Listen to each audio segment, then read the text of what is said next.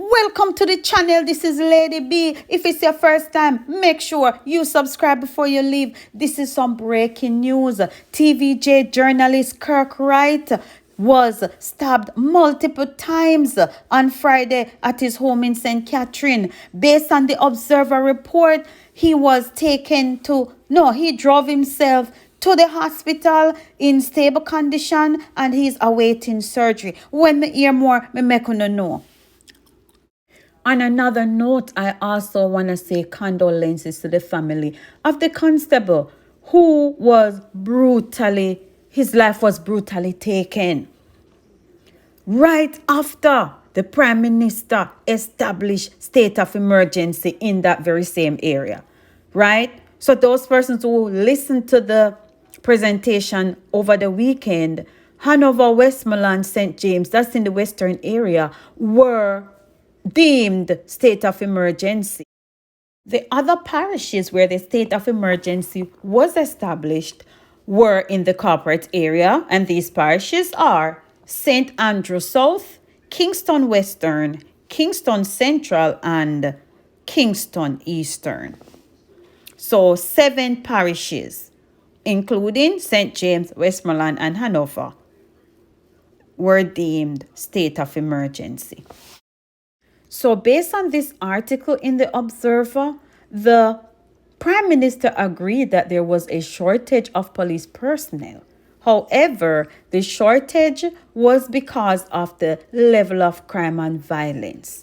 In other words, the normal manpower distribution for this area would be quite appropriate were the level of crime and violence lower. The truth is that the level of crime and violence, particularly in the community in which we are, is over and above the capacity of regular policing. That was what the Prime Minister said when he visited that area. Patrol car once or twice a week and there's no crime there. But there is no issue. People can live together without crime. There are many communities, for real, where they do that.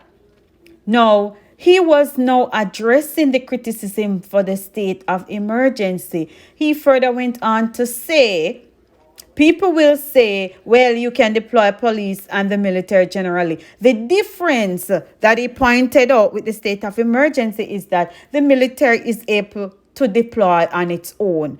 Right? The military operates on a different tempo so that their deployment can be more intense and more long-term. And that gives us a multiplying effect of the forces.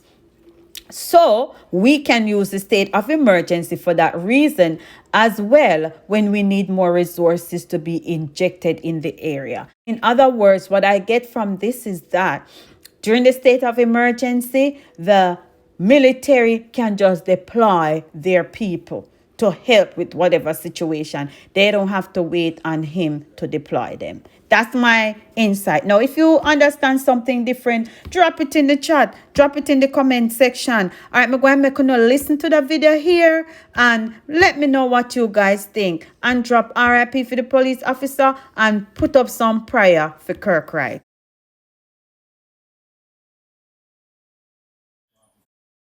Honestly, it let me feel down, and I can't even explain. Only time I can explain is me get jungle justice.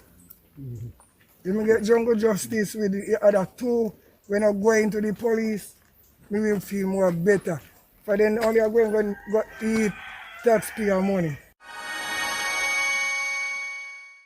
He is an officer in training. He is assigned to a division outside of Area 1. And what we know is that his relatives are living in the location where the incident occurred. We understand that there were boats and that there might have been an altercation between his relatives and other persons in the same exact location prior to him coming in there. So what is happening is that investigators are trying to go to the bottom of this one. What we know is that 2 persons have since been arrested in regards to that incident, and other leads are being followed. They're also looking at things that might have involved relatives of his that he might not have anything to do. So it's just open at this time. We just hope that we can get to the bottom of this. divisions. You said he's stationed attached to another division. Well, he works in the Area 3 division, not division, so one of the divisions in Area 3. That's where he's assigned to. West Poland is also the epicenter in many respects of the crime surge that we are seeing. Just today, there was the gruesome murder of a trainee policeman, and under very sad circumstances.